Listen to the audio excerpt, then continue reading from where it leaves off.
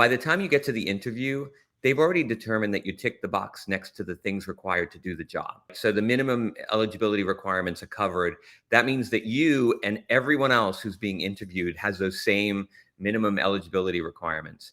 So what you don't want to do is pitch yourself around those things, right? You might want to tell stories for proof, right? To demonstrate that you really are skilled in whatever those areas are.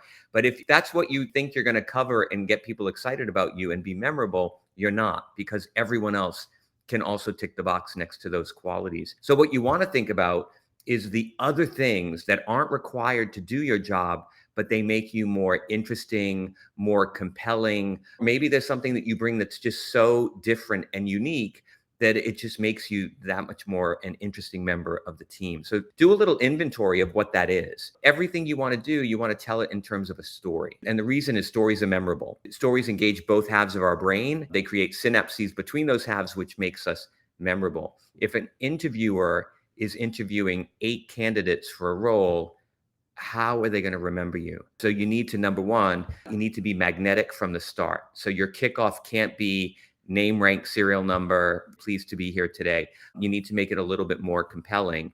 Then you need to be mesmerizing throughout. And that's where you tell your stories. So whatever the question is, say, oh, I remember this time really early in my career, and then go on to tell the story. And that way people will be engaged, they'll remember it. And then the last thing you want to be is memorable.